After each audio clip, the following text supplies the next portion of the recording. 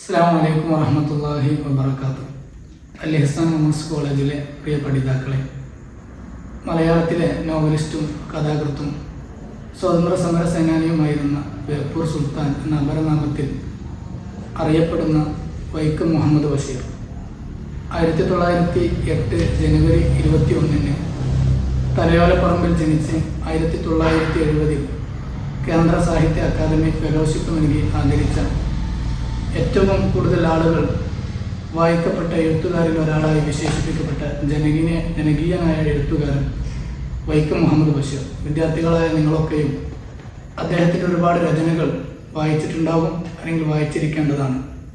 ഇന്ന് ജൂലൈ 5 അദ്ദേഹത്തിൻ്റെ ഓർമ്മ പുതുക്കുന്ന ദിവസത്തിൽ അൽ ഇഹ്സാൻ ഒഫീഷ്യൽ ചാനലിലൂടെ നമ്മോടുകൂടെ സംവദിക്കുന്നത് ക്രസൻറ്റ് ബോഡി മദ്രസയുടെ ആദ്യകാല സന്തതിയും MES Kalladikode college, Farook college, Aligarh Muslim യൂണിവേഴ്സിറ്റിയിൽ നിന്ന് പഠനം പൂർത്തിയാക്കി Farook college, Thalassery government Brennen college ഇസ്ലാമിക ചരിത്ര വിഭാഗത്തിൽ അസിസ്റ്റന്റ് പ്രൊഫസറായി സേവനമനുഷ്ഠിച്ച് നിലവിൽ മലപ്പുറം ഗവൺമെൻറ് കോളേജിൽ ഇസ്ലാമിക് സ്റ്റഡി വിഭാഗത്തിൽ അസിസ്റ്റന്റ് പ്രൊഫസറും ഒപ്പം സാഹിത്യ ചരിത്ര രംഗത്ത് വിലപ്പെട്ട കനപ്പെട്ട അതുല്യമായ ഒരുപാട് ഗ്രന്ഥങ്ങൾക്ക് തൻ്റെ തൂലികയിൽ ജന്മം കൊടുത്ത doctor P Zakir Hussain master അവർകളാണ്. Sir, welcome to our Al Ihsan family. കൂട്ടത്തിൽ ഇസ്ലാമിക ചരിത്രാന്വേഷികളായ വിദ്യാർത്ഥിനികളായ നമ്മളൊക്കെയും സക്കീർ മാസ്റ്ററുടെ ഗ്രന്ഥങ്ങൾ കൂടെ സഞ്ചരിക്കേണ്ടതുണ്ട്. നമ്മുടെ വീഡിയോ കൂടെ അദ്ദേഹത്തിൻ്റെ പുസ്തകം കൂടി നമ്മൾ പരിചയപ്പെടുത്തിയിട്ടുണ്ട്.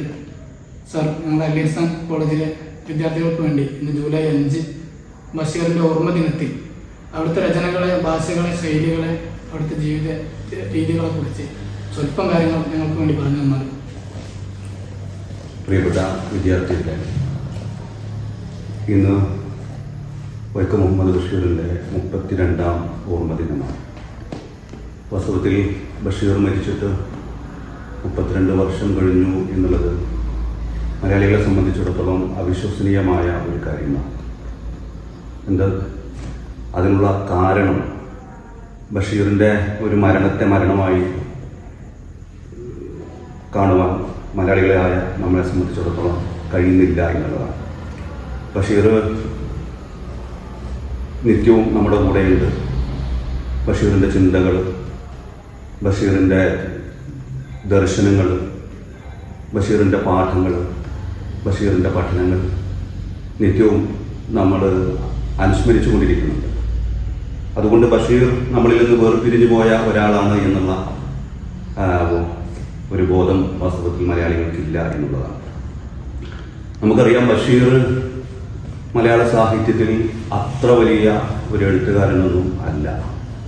ബഷീറിന് മുമ്പും ഒരുപാട് വലിയ എഴുത്തുകാരുണ്ട്, ബഷീറിന് ശേഷവും ഒരുപാട് വലിയ എഴുത്തുകാരുണ്ട്, ബഷീറിൻ്റെ കാലത്തും ഒരുപാട് വലിയ എഴുത്തുകാർ ജനിച്ചിരുന്നു. അക്കൂട്ടത്തിൽ ബഷീറിനെ സംബന്ധിച്ചിടത്തോളം അത്ര ബൃഹത്തായ ഗഹനമായ കൃതികളൊന്നും അദ്ദേഹം രചിച്ചിട്ടില്ല. എന്നാൽ ബഷീറിന് മുമ്പും ബഷീറിന് ശേഷവും ജീവിച്ചിരുന്ന, ബഷീറിൻ്റെ കാലത്തും ജീവിച്ചിരുന്ന വലിയ വലിയ ഗഹനമായിട്ടുള്ള ബൃഹത്തായ രചനകൾ നിർവഹിച്ചിട്ടുള്ള സാഹിത്യകാരന്മാരെ പലപ്പോഴും നാം ഓർമ്മിക്കുന്നില്ല. പക്ഷേ ബഷീറിനെ നാം നിരന്തരം ഓർമ്മിച്ചുകൊണ്ടിരിക്കുന്നു. ഇത് എന്തുകൊണ്ടാണ് എന്നുള്ള ഒരാലോചനയാണ് വാസ്തവത്തിൽ ഞാനിവിടെ നിർവഹിക്കാൻ ഉദ്ദേശിക്കുന്നത്.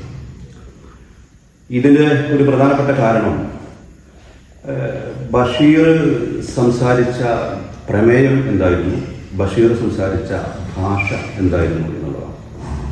വാസ്തവത്തിൽ ബഷീർ സംസാരിച്ചത് മനുഷ്യരെ കുറിച്ചാണ്.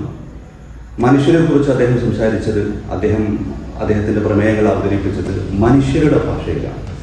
ഇതാണ് ബഷീറിനെ മറ്റു സാഹിത്യകാരന്മാരിൽ നിന്ന് വളരെ വ്യത്യസ്തനാക്കുന്ന ഒരു കാര്യം. നമുക്കറിയാം, ബഷീർ ധാരാളം നോവലുകൾ എഴുതി. ഈ നോവലുകളിലൊക്കെ തന്നെയും കഥാപാത്രങ്ങളായി വന്നത്, അതിൻ്റെ പ്രമേയങ്ങളായി വന്നത്, ഉള്ളടക്കങ്ങളായി പലപ്പോഴും നമ്മുടെ മുമ്പിൽ പ്രത്യക്ഷപ്പെട്ടത് നമ്മുടെ സമൂഹത്തിലെ നിത്യസാധാരണക്കാരുടെ ജീവിതമാണ്. അതല്ലെങ്കിൽ മറ്റൊരു അർത്ഥത്തിൽ പറഞ്ഞാൽ, നമ്മുടെ ചരിത്രം അപ്രസക്തരായി കണ്ട, സാഹിത്യം അദൃശ്യമായി കണ്ട, സമൂഹത്തിൽ ശബ്ദരഹിതരായി തീർന്ന മനുഷ്യരുടെ ശബ്ദങ്ങളും കാഴ്ചകളുമാണ് വാസ്തവത്തിൽ ബഷീർ തൻ്റെ കഥാപാത്രങ്ങളായി തൻ്റെ കഥാതന്തുവായി അദ്ദേഹം കൊണ്ടുവന്നത്, എഴുതി ചേർത്തത്. ഇതാണ് ബഷീറിനെ സംബന്ധിച്ചിടത്തോളം നമ്മുടെ മലയാള സാഹിത്യത്തിൻ്റെ ചരിത്രത്തിൽ ഏറ്റവും സവിശേഷനായി മാറ്റുന്ന ഒരു പ്രധാനപ്പെട്ട ഘടകം. ബഷീർ സമൂഹത്തിൽ പലപ്പോഴും പലവിധ കാരണങ്ങളാൽ മാറ്റി നിർത്തപ്പെട്ട പലവിധ മനുഷ്യർ, അവരിൽ കള്ളന്മാരുണ്ട്, അവരിൽ കൈവണ്ടിക്കാരുണ്ട്, അവരിൽ സാഹചര്യങ്ങൾ കാരണം കൊണ്ട് വേശ്യാവൃത്തിയിലേക്ക് പോയ സ്ത്രീകളുണ്ട്, അതുപോലെ തൊഴിലാളികളായ ആളുകളുണ്ട്, കർഷകരായ മനുഷ്യരുണ്ട്, കച്ചവടക്കാരായ മനുഷ്യരുണ്ട്. ഇത്തരത്തിലുള്ള മനുഷ്യരുടെ അനുഭവങ്ങളാണ് വാസ്തവത്തിൽ മലയാളത്തിലേക്ക് കൊണ്ടുവരാനുള്ള ഒരു ശ്രമം അദ്ദേഹം നടത്തിയത്. അനുഭവങ്ങളുടെ ഒരു പരിഭാഷയാണ് വാസ്തവത്തിൽ വൈക്കം മുഹമ്മദ് ബഷീറിൻ്റെ രചനകൾ എന്ന് നമുക്ക് പറയാം. പക്ഷേ അനുഭവങ്ങളെ അതേപടി അദ്ദേഹം പരിഭാഷപ്പെടുത്തുകയല്ല ചെയ്തത്. മറിച്ച് അദ്ദേഹത്തിൻ്റെ ജീവിതത്തിൻ്റെ അനുഭവങ്ങളിൽ നിന്ന് അദ്ദേഹം സ്വാംശീകരിച്ച അദ്ദേഹത്തിൻ്റെ അനുഭവങ്ങളെ, അദ്ദേഹം ആ അനുഭവങ്ങളിൽ നിന്ന് അദ്ദേഹത്തിന് കിട്ടിയ പാഠങ്ങളും തത്വങ്ങളും അദ്ദേഹത്തിൻ്റെ ഒരു മൂല്യബോധത്തിൽ അദ്ദേഹം തനതായ തനിമയുള്ള ഒരു ശൈലി ആവിഷ്കരിച്ചു എന്നുള്ളതാണ് ബഷീറിൻ്റെ ഒരു സവിശേഷത എന്ന് പറയുന്നത്. നമുക്കറിയാം, അദ്ദേഹത്തിൻ്റെ ധാരാളം നോവലുകൾ നിങ്ങൾ വായിച്ചിട്ടുണ്ടാവും. അദ്ദേഹത്തിൻ്റെ തെന്മാവ്, അദ്ദേഹത്തിൻ്റെ പ്രണയലേഖനം, അദ്ദേഹത്തിൻ്റെ മുച്ചീട്ട് കളിക്കാരിയുടെ മകൾ, പാത്തുമ്മാൻ്റെ ആട്, എൻ്റെ ഉപ്പാപ്പാക്കൊരു ആനണ്ട് തുടങ്ങിയിട്ടുള്ള ധാരാളം നോവലുകൾ, കഥകൾ നിങ്ങൾ വായിച്ചിട്ടുണ്ടാവും. ഇതൊക്കെ തന്നെയും കേരളീയ സമൂഹത്തിന് മുമ്പിൽ തുറന്നു വെക്കുന്നത് നിത്യസാധാരണക്കാരുടെ ജീവിതമാണ്. ഇപ്പോൾ പാത്തുമ്മയുടെ ആട് എന്ന് പറയുന്നത് ഒരു കാലത്ത് കേരളീയ സമൂഹം കടന്നു വന്ന ഒരു ഘട്ടത്തെയാണ് വാസ്തവത്തിൽ അത് ഓർമ്മിപ്പിക്കുന്നത്. ഒരു വീടും അതിലൊരുപാട് മനുഷ്യരും അതിൽ ചില ആടുകളും ഒക്കെ. ആട് എന്ന് പറയുന്നത് അവരുടെ ഉപജീവന മാർഗത്തിൻ്റെ പ്രശ്നമാണ്. ഒരു ഘട്ടത്തിൽ ബഷീർ ചോദിക്കുന്നുണ്ട്, വീട്ടുകാരോട് ചോദിക്കുന്നുണ്ട്, ആടിന് കഞ്ഞിവെള്ളം കൊടുത്തോ എന്ന് ചോദിക്കുമ്പോൾ ഉമ്മ പറയുന്നത് ഞാൻ കഞ്ഞിവെള്ളം കുടിച്ചു എന്നാണ്. അപ്പോൾ കഞ്ഞിവെള്ളം കുടിച്ച് ആടിന് വേണ്ടി നീക്കി വെച്ച കഞ്ഞിവെള്ളം പോലും കുടിച്ച് വിഷപ്പടക്കിയ ഒരു കാലത്തെയാണ് വാസ്തവത്തിൽ ആ കഥ ഓർമ്മിപ്പിക്കുന്നത്. ഇങ്ങനെ ബഷീറിൻ്റെ ഓരോ കഥാപാത്രങ്ങൾ നമ്മളെടുത്ത് പരിശോധിക്കുന്ന സമയത്ത് നമുക്ക് ഈ അദ്ദേഹം തിരഞ്ഞെടുക്കപ്പെട്ട പ്രമേയത്തിൻ്റെ നിത്യസാധാരണത്വം നമുക്ക് ബോധ്യപ്പെടും. അതുപോലെ തന്നെ അദ്ദേഹത്തിൻ്റെ മറ്റൊരു നമ്മുടെ ഈ വർത്തമാനകാല നമ്മുടെ ജീവിതത്തിൽ ഏറ്റവും പ്രസക്തമായ അദ്ദേഹത്തിൻ്റെ ഒരു കഥയാണ് ഭൂമിയുടെ അവകാശങ്ങൾ എന്ന് പറയുന്ന അദ്ദേഹത്തിൻ്റെ ചെറിയ ഒരു നോവൽ. അദ്ദേഹം തലയോല പറമ്പിൽ 2.5 ഏക്കർ ഭൂമി വാങ്ങുന്നു, അത് പ്രമാണം ചെയ്യുന്നു. അങ്ങനെ ഭൂമി വാങ്ങി പ്രമാണം കഴിഞ്ഞ് അദ്ദേഹം പിറ്റേ ദിവസം ഈ തലയോല പറമ്പിൽ അദ്ദേഹത്തിൻ്റെ പറമ്പിലേക്ക് അദ്ദേഹം കടന്നു ചെല്ലുന്നു. അങ്ങനെ കടന്നു ചെല്ലുന്ന സമയത്ത് ആ ഭൂമിയിൽ 2.5 ഏക്കർ ഭൂമിയിൽ അദ്ദേഹം കണ്ട കാഴ്ചകളാണ് വാസ്തവത്തിൽ ആ നോവലിലെ ഉള്ളത്. അവിടെ അദ്ദേഹം കണ്ട കാഴ്ചകൾ എന്തൊക്കെയാണ്? അവിടെ ഒരുപാട് കോഴികളുണ്ട്, അതുപോലെ കാക്കകളുണ്ട്, അതുപോലെ നായുണ്ട്, കുറുക്കനുണ്ട്, അതുപോലെ പരുന്തുണ്ട്. അങ്ങനെ ഒരുപാട് പക്ഷികളും ഉരകങ്ങളും ഒക്കെ അദ്ദേഹത്തിൻ്റെ ഈ പറമ്പിലുണ്ട്. ബഷീർ ചിന്തിക്കുന്നത്, ഞാൻ കാശ് കൊടുത്ത് ഞാൻ പ്രമാണം ചെയ്ത ഈ ഭൂമിയിൽ അവർക്ക് എന്താണ് അവകാശം എന്നുള്ളതാണ്.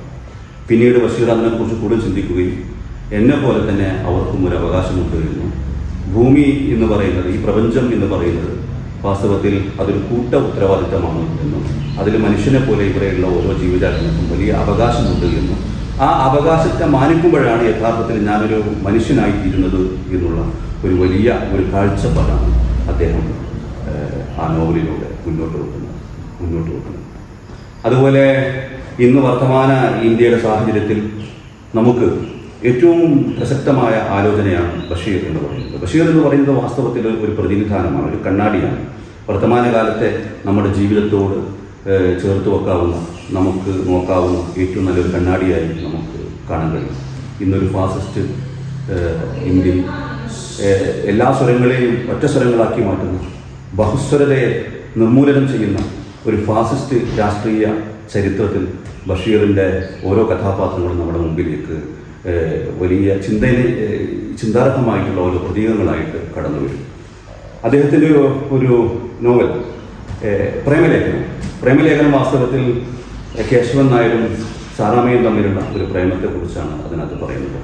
കഥ നിങ്ങൾ വായിച്ചിട്ടുണ്ടാകും, വായിക്കാത്ത കുട്ടികൾ അത് വായിക്കേണ്ടതാണ്. അതിൽ കേശവൻ നായരും സാറാമയും തമ്മിൽ വിവാഹം കഴിക്കാൻ ഉദ്ദേശിക്കുന്നു. അവർ ശക്തരായ പ്രേമത്തിലാണ്. അങ്ങനെ ഈ പ്രണയത്തിൻ്റെ ഒരു ശക്തിയിൽ, ഈ പ്രണയത്തിൻ്റെ ഒരു ഉത്സാഹത്തിൽ അവർ യാത്ര പോകാൻ വേണ്ടി തീരുമാനിക്കുന്നു. അങ്ങനെ അവർ യാത്ര പോകുന്നു. അതിനിടയിൽ അവർ ബസ്സിറങ്ങി ഒരു ഹോട്ടലിൽ എത്തുന്നു. അവർ ചായ കുടിക്കുന്നു. അവർ ചായ കുടിക്കാൻ വേണ്ടി തീരുമാനിക്കുന്നു. അങ്ങനെ ചായ കുടിക്കാൻ വേണ്ടി അവർ ഹോട്ടലിൽ എത്തുന്നു.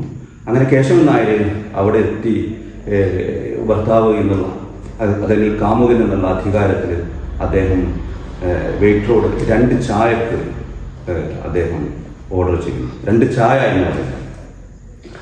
ഉടൻ സാറാമ്മ തൻ്റെ മേശയിൽ കുത്തിക്കൊണ്ട് 2 കാപ്പി എന്നാണ് പറയുന്നത്. അവിടെ വേറെയും ആളുകളുണ്ട്.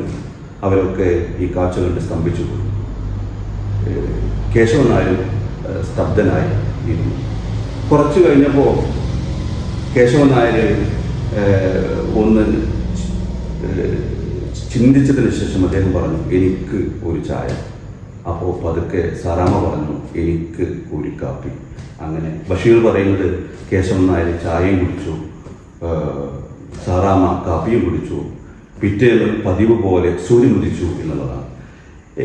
ഈ ഒരു കഥ വാസ്തവത്തിൽ, ഈ ഒരു അനുഭവം വാസ്തവത്തിൽ നമ്മുടെ വർത്തമാന ഇന്ത്യയിലേക്ക് ഏറ്റവും പ്രസക്തമായ, ഏറ്റവും ഉചിതമായ ഒരു സംഗതിയാണ്. ഇന്ന ഭക്ഷണം മാത്രമേ കഴിക്കാൻ പാടുള്ളൂ. മറ്റുള്ളവരുടെ ഹിതത്തെയും മറ്റുള്ളവരുടെ ഇഷ്ടത്തെയും മറ്റുള്ളവരുടെ അഭിരുചിയെയും അഭിഭാവത്തെയും ഒക്കെ നിഷേധിക്കുന്ന ഒരു കാലത്ത് നാം ഓരോ മനുഷ്യർക്കും ഭൂമിയിൽ ഓരോ ഹിതങ്ങളുണ്ട് എന്നും പ്രിയങ്ങളുണ്ട് എന്നും ഇഷ്ടങ്ങളുണ്ട് എന്നും അതുകൂടി പരിഗണിക്കുമ്പോഴാണ് നാം യഥാർത്ഥത്തിൽ ജനാധിപത്യത്തോട് നീതി പുലർത്തുന്നത് എന്നും നാം യഥാർത്ഥത്തിൽ മനുഷ്യരായി തീരുന്നുള്ളൂ എന്ന ഒരു വലിയ സന്ദേശമാണ് ബഷീർ ഈ പ്രണയലേഖനം എന്ന് പറയുന്ന ഈ അനുഭവത്തിലൂടെ മുന്നോട്ട് വെക്കുന്നത്. ഞാൻ എൻ്റെ വാക്കുകൾ അവസാനിപ്പിക്കുന്നു. ബഷീർ എന്ന് പറയുന്നത് നമ്മെ സംബന്ധിച്ചിടത്തോളം അനുഭവങ്ങളുടെ ഒരു ഭൂഖണ്ഡമാണ്. മലയാളിയെ സംബന്ധിച്ചിടത്തോളം മലയാള സാഹിത്യത്തിലേക്ക് അനുഭവങ്ങളുടെ ഒരു ഭൂഖണ്ഡം അദ്ദേഹം കൊണ്ടുവന്നു എന്നുള്ളതാണ് അദ്ദേഹം മലയാള സാഹിത്യത്തിന് ചെയ്ത ഒരു വലിയ സംഭാവന. അദ്ദേഹത്തിൻ്റെ പാവന സ്മരണകൾക്ക് മുന്നിൽ നിത്യശാന്തി നേർന്നുകൊണ്ട് ഞാൻ എൻ്റെ വാക്കുകൾ ഉപസംഹരിക്കുന്നു. അസ്സലാമു അലൈക്കും. ഒരുപാട് സന്തോഷം. ആശയ വിലപ്പെട്ട രചനകൾക്കിടയിലൊക്കെ ഭൂമിയുടെ അവകാശികളിലൂടെ പ്രേമലേഖനത്തിലൂടെ ബഷീറിൻ്റെ രചനകളിലൂടെയൊക്കെ ഞങ്ങളുടെ വിദ്യാർത്ഥികൾക്ക് ഒരു വഴിയൊരുക്കി തന്നെ സ്ഥാപനത്തിൻ്റെ പേരിലും സ്റ്റാഫിൻ്റെ മാനേജ്മെൻറ്റിൻ്റെ പേരിലും ഒരായിരം നന്ദിയും സന്തോഷവും അറിയിക്കുകയാണ്.